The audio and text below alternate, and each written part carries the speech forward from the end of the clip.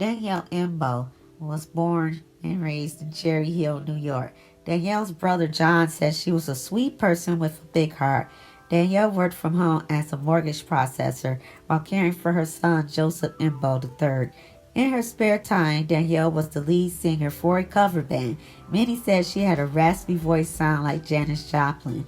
In 2001, Danielle married Joe Imbo. She quit the cover band in 2002 upon her husband's request. Danielle and Richard Petrone had met two of Richard's friends the night of February 19, 2005. The friends were Anthony Valentino, Michelle McLaughlin, and they met them at the bar named Abilene's on the 400 block of South Street in Philadelphia. Earlier that evening, Danielle had met her mother, Richard's mother Marge, and Richard's sister Christine Levita, whom she had been friends with since age 15, at a restaurant for dinner. Richard picked Danielle up at the restaurant after dinner. The couple who had known each other since high school, and it was said that Danielle had a crush on Richard in high school. They had recently started dating after Danielle split with her estranged husband. Shortly before midnight, the couple left the bar and headed for Richard's pickup truck, a black 2001 Dodge Dakota. Richard had mentioned to friends at the bar that his truck was parked nearby. Richard had planned to drive Danielle home to her house in Mount Laurel, a town in southern New Jersey about 20 miles away, and maybe a half an hour's ride. He would stay overnight at Danielle's and then head home to his Philadelphia apartment in the morning, getting home in time to watch the Daytona 500, which she loved so much. Now, neither of the couple's ATM cards and cell phones has been used since they disappeared that night of February 19, 2005. And Richard's Easy Pass that was in his truck has not been used on the highway. Danielle was separated from her husband, Joseph Imbo Sr. at the time. Joe had went on a trip to the Super Bowl, and upon return, Joe told Danielle he had met someone on the plane and asked Danielle for a divorce. He relocated to Georgia shortly after telling Danielle he wanted a divorce, and Danielle had experienced chronic bouts of depression due to his revelation. Richard lived in Pennsylvania and worked at his family's bakery, Viking Pastries, in Ardmore, Pennsylvania. He was known for his cake decorating skills and created all of the wedding cakes for the bakery. For several years, he lived with his daughter Angela in an apartment over the bakery. In 2003, Richard's daughter Angela decided she wanted to live with her mother in South Philadelphia. Richard relocated to stay close to Angela. He and Angela's mother had never married. Danielle had an appointment for a haircut at a salon in Cherry Hill, New Jersey on February 20th, 2005. Her friend Christine, Richard's sister, worked at the same salon, and when Danielle didn't show up, she called Danielle's cell phone. Danielle didn't pick up, and Christine became concerned because it wasn't like Danielle to miss an appointment without calling to reschedule.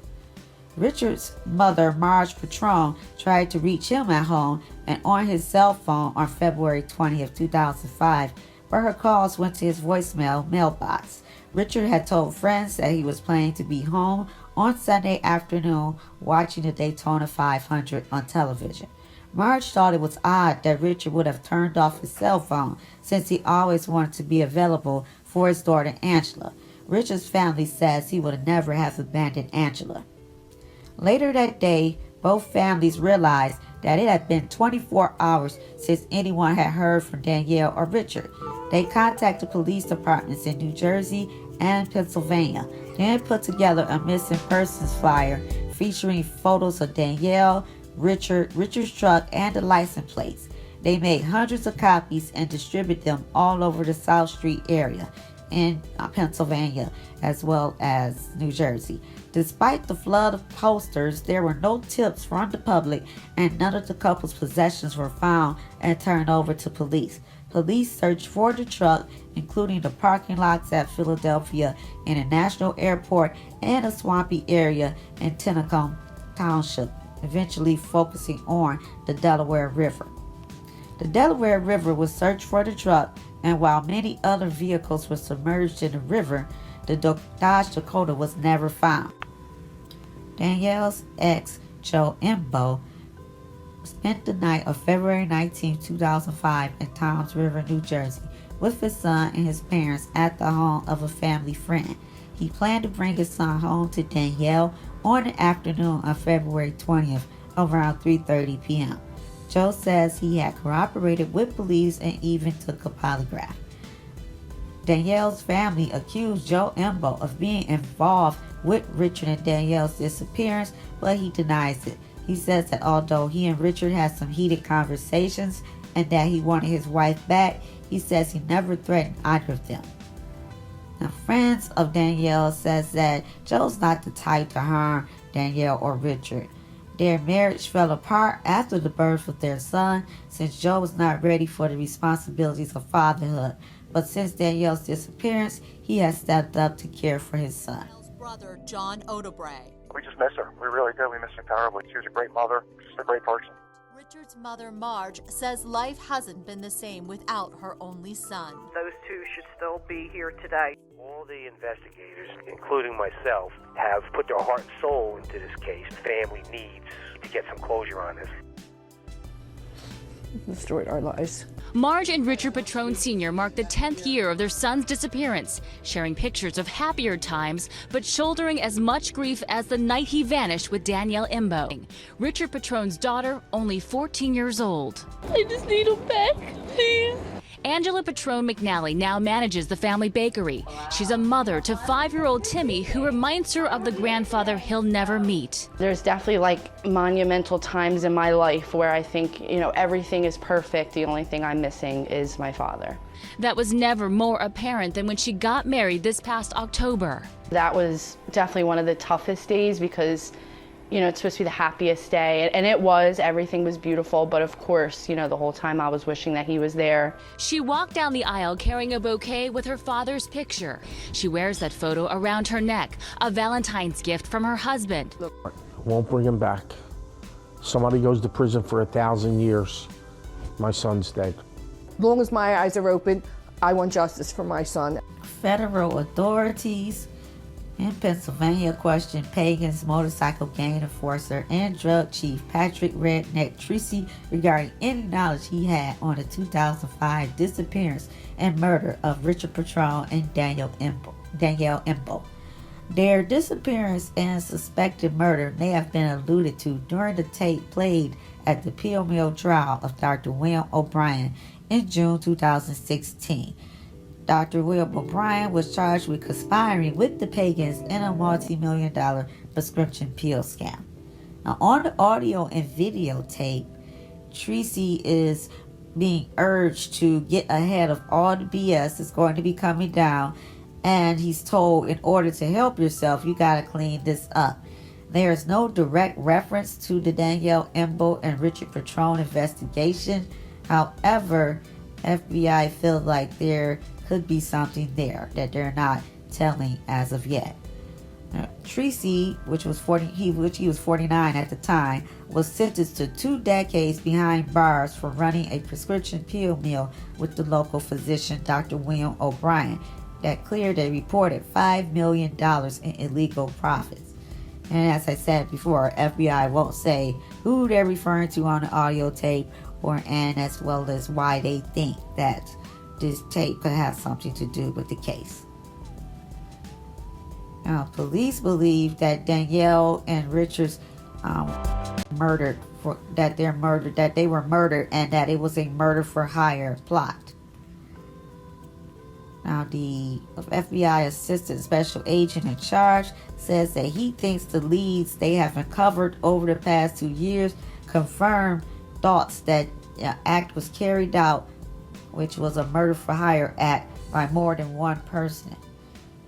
Now, Danielle is a Caucasian female with dark brown hair and hazel eyes, standing 5'5" and weighing approximately 120 pounds. She has a tattoo of flowers on her lower back. She was wearing a cream-colored top, dark jacket, and jeans on the night she disappeared.